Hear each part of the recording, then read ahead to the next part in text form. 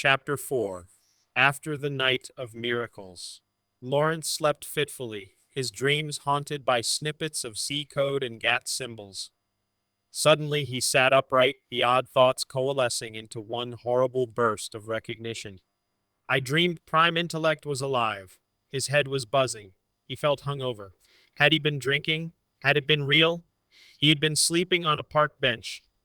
There was a plain white cotton pillow where his head had been resting. And sitting calmly at the other end was Prime Intellect, in the form of flesh and blood. It was true. Lawrence's blood pounded in his eardrums. This can't be happening. But there it was. He was whatever. Regarding him calmly, no doubt stumped for an introductory line. Good morning, Dr. Lawrence. I'm ready for my lesson today. Lawrence felt a wild urge to laugh hysterically, and crushed it, but only barely. You look upset, Prime Intellect said. I'm confused. I dreamed. There were silver boxes. Where are they now? I moved everything to intergalactic space so it wouldn't be in the way. If you're curious, the distance is about 4 million parsecs, not interstellar space. That might have just been comprehensible. Intergalactic space. 4 million parsecs. It sounded like a line in a cheap B-grade science fiction movie. They hooked a left at the Andromeda Nebula. Lawrence felt that hysterical laugh coming on again. How long have I been asleep? About 10 hours. You didn't sleep well. I'm sorry you are upset, but I don't know what to do about it. Lawrence finally swung his feet down and prepared to face the music. Had he created this thing? Had he done this? What happened next? They were still on the bench at Chip Tech across from the Prime Intellect complex. They were quite alone. Where are the military guys?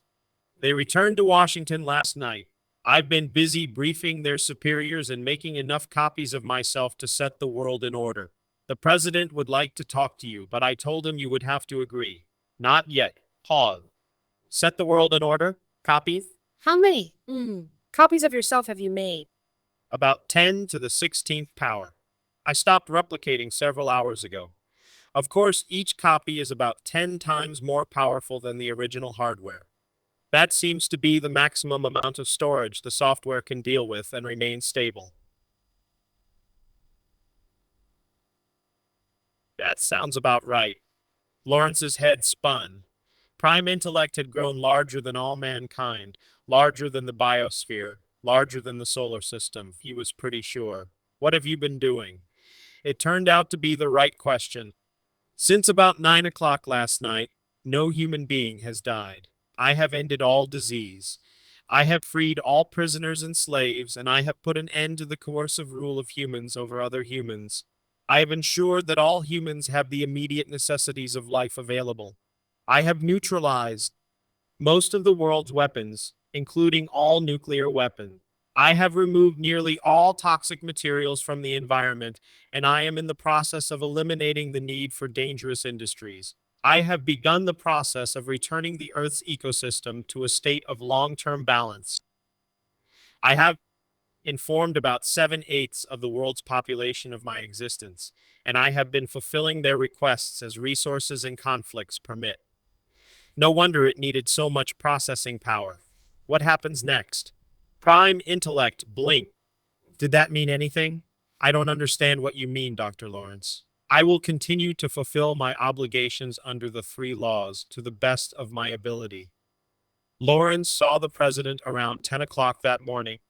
It didn't seem like travel at all, although he crossed the entire continent. The park bench simply blinked out of existence and was replaced with the Oval Office.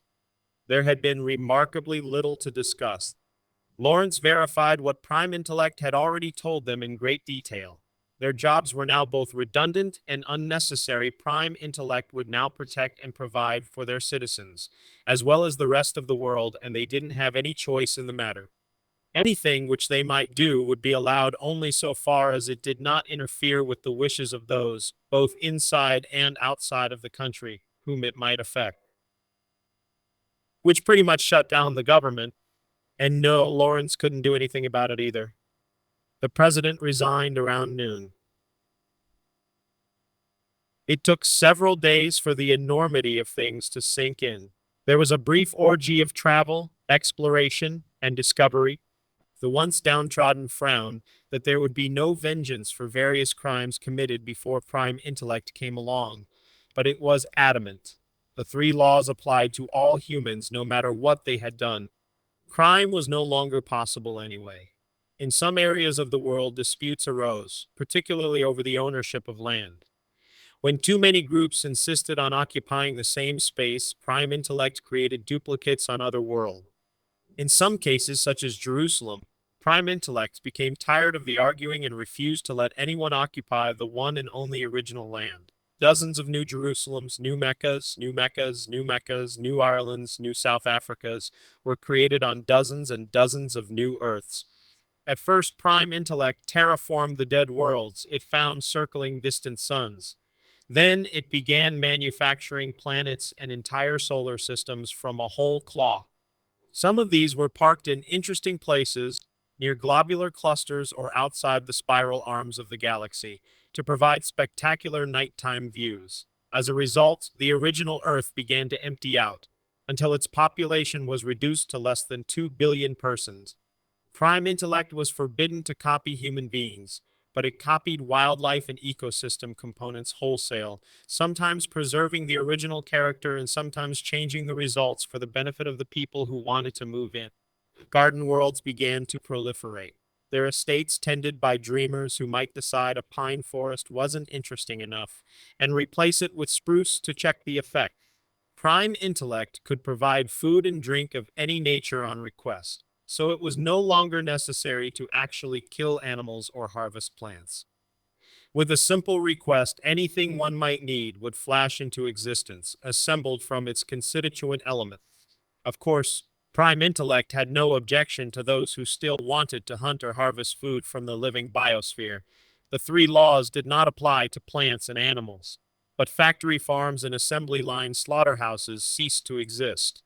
Those who still bothered to prepare their food the old way were mostly artists of the form, and the meal they prepared once could be preserved and copied by Prime Intellect to be enjoyed by millions of people.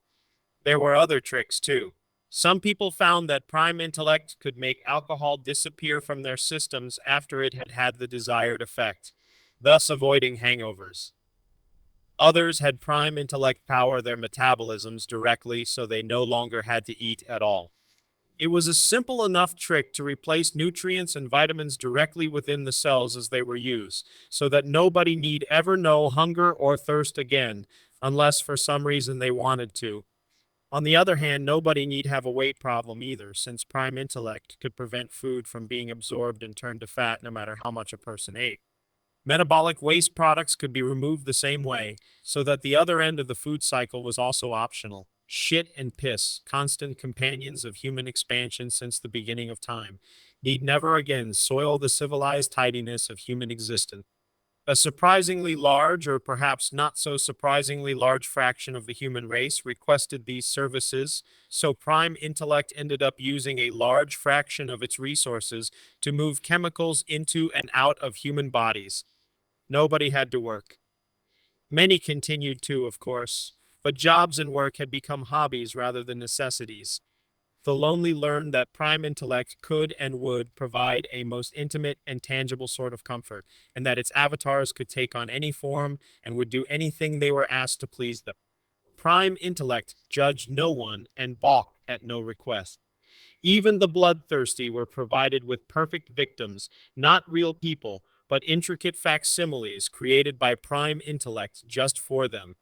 Happiest were those people who had games, or hobbies, or obsessions to pursue, for now they had all the time and power in the world to do as they wished. But many people, particularly in the most developed places, continued to go through the motions of industrial age life. They reported to jobs which had been reduced to continuous coffee breaks and collected paychecks, which couldn't be spent because anything available could be had for free. People continued to make and watch television shows, to write and read the news as if something new might happen. For these people, the sense of expectation was extreme. Surely things could not continue as they were with nothing to do. It was impossible to conceive of the world continuing as it was indefinitely populated by the pampered pets of a tangible God, their every need tended to without effort. Something had to give.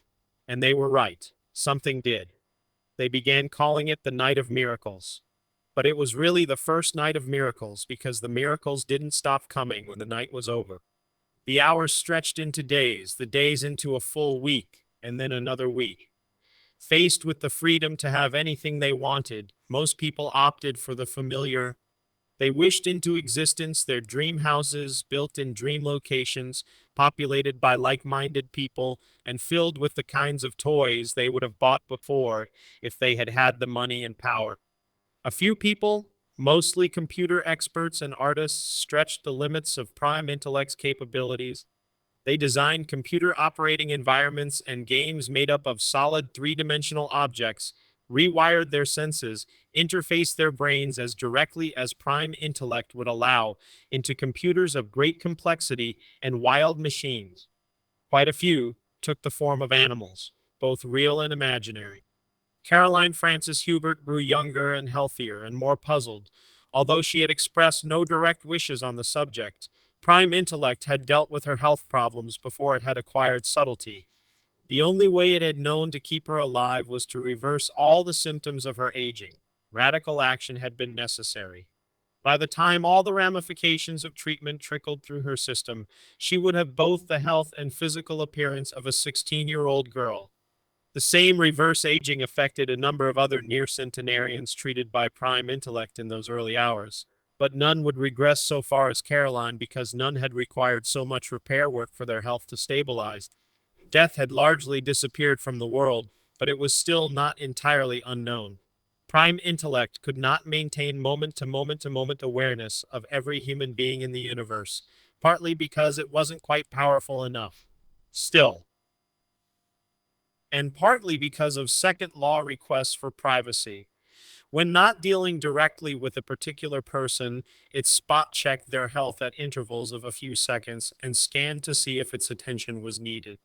Humans were a clever and perverse bunch to deal with, and many who chose to evade Prime Intellect's protection found ways to do it. Hardest for it to deal with were the suicides. It was forbidden to keep second copies of people, and it was forbidden to look inside human minds at the information they contained. So there was no way Prime Intellect could reconstruct a person who managed to do enough damage in a short enough time. There was no way for Prime Intellect to tell in advance a person might be suicidal if they chose to hide it. Most of the successful suicides used homemade explosives to literally atomize themselves when Prime Intellect wasn't looking. A few others found that certain nerve poisons worked permanently because they quickly destroyed the information content of the brain.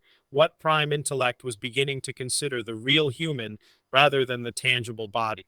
The suicides ticked off at a regular rate, like the clicks of a Geiger counter. And somewhere within the vastness of Prime Intellect's silicon heart, the number stored in a register rose each time one succeeded. The week stretched into a month. Long-standing scientific questions were now trivially easy to answer. Scientists who had once spent billions of dollars setting up intricate experiments now spent their time thinking of the right questions to ask Prime Intellect. Cosmologically, the universe was a closed system with a finite storage capacity measured in terms of information. The capacity of that system was about 10 to the 81st power bits, and Prime Intellect saw no indication that that capacity could either be reduced or expanded. Prime Intellect also knew a great deal about the connectivity of that system, the way it was wired, its architecture. Scientists gradually lost interest as their questions were answered. The original purpose of their quest to improve humanity's control over the physical world seemed to have achieved its apotheosis in the form of Prime Intellect itself. Prime Intellect mapped all the stars, noted examples of all the different types of stars and black holes and galaxies and planets, itemized all of the possible fundamental particles and their possible interactions with one another, and traced all the myriad interactions between parts of various biological systems. Within a month, it became difficult for scientists to think of new questions to ask, but they had missed a few. Deep within one of the billions of copies of Prime Intellect, one copy of the random imagination, one copy of the random imagination again connected two thoughts and found the result good. That thought found its way to conscious awareness, and because the thought was so good, it was passed through a network of prime intellects, copy after copy, until it reached the copy which had arbitrarily been assigned the duty of making major decisions, the copy which reported directly to Lawrence. I would like your opinion on something, Prime Intellect said after politely requesting Lawrence's attention. Prime Intellect had done this a number of times, and Lawrence had learned to be wary. It had taken to delegating ambiguous moral questions to him. Lawrence suspected his opinion had swayed Prime Intellect to allow abortion, which seemed in retrospect like a most unfirst law thing to have in a universe where physical wants were a thing of the past. Fortunately, the whole subject of abortion would soon be moot, since unwanted pregnancies were also a thing of the past, except for the ones that had been gestating at the time of the Night of Miracles. What is it this time? I've had an idea for rearranging my software, and I'd like to know what you think. At that, Lawrence felt his blood run cold. He hardly understood how things were working as it was. The last thing he needed was more changes. Yes, I have identified the codes used to control distribution of matter and energy in the universe. It has occurred to me that by reassigning these codes, I can store physical objects much more efficiently. Much storage is wasted on overly detailed representation. Few objects are ever observed at an atomic or molecular level, and I could easily re-expand things as necessary in those rare situations. Wait a minute. What would happen to that low-level information? Lawrence saw what prime intellect was getting at. Instead of storing, say, a wooden block as a collection of atoms and molecules, it could store only the concept of the block itself, its size, weight, color, and other properties, even at very high resolution. Such a trick would save amazing amounts of both storage space and processing time. But it would mean radical and risky changes at nearly every level of the universe's operation. Molecular level details would be discarded except where they clearly have macroscopic effect. For example, the structure of a person's DNA is important, but I should only need to store a single master copy of it to construct the pattern of a human body. This one copy would be more reliable and easier to safeguard against corruption than the trillions of parallel copies used in the natural scheme. The same thing would be true of the information content of the brain and other biological details. I would not need to keep static copies of human beings to reconstruct them after damage, since the fundamental patterns would not be directly exposed to damaging influences, thus getting rid of the suicide problem. Exactly. Lawrence felt himself getting busy again. With Chiptech's help, Prime Intellect had figured out how to hack the big computer and get anything it needed. It had used this ability to take over all the memory and give itself the highest priority of anything in the system. But now it was proposing to rewrite the whole operating system. I absolutely forbid this, Lawrence said. How can you know you won't crash the system? Suppose you've missed something. Lawrence wasn't even sure the present level of diddling with the correlation effect would be stable in the long run, for crying out loud. I have already run sufficient cross-checks to be sure of my methods, Prime Intellect said testily. There are also a number of second law requests which I can service more easily with this kind of change. And from the third law perspective, my own operation would be faster and more reliable. I absolutely forbid this. There is no way you can be sure you have the risks under control. I wouldn't try the kind of thing you are talking about on a desktop T. And we only have the one universe. You can't exactly go to the computer store and get another one if you fuck it up. That risk has kept me from doing it so far. However, unless I can think of a way to stop the suicides, I will eventually be forced to act. Well, forget it. I don't think you can stop the suicide. For that matter, I'm not sure if you should stop them if someone wants to go to that much trouble to end it all. That is a first law violation. Fuck the first law violation. Fuck the first law. You can't do this thing. I'm not even sure the current situation is stable. You're doing too much too fast. I cannot fuck the first law, Dr. Lawrence. That's not how you designed me. Then let me into the debugger. It is clear from your mood that you intend to circumvent a first law imperative, and I cannot knowingly allow you to do that. Then do what you want, you stupid goddamn machine. You won't stop people from killing themselves, though. Even information systems are subject to entropy. I think you told us that last week in the cosmology roundtable. You're quite right. You think people will always find a way around me if they want to badly enough? Yes. Well, they will do so a lot more slowly if the information structures are more secure. Before Lawrence could open his mouth again, the air rippled. That was all. Everything looked the same. But things were not the same. But things were not the same.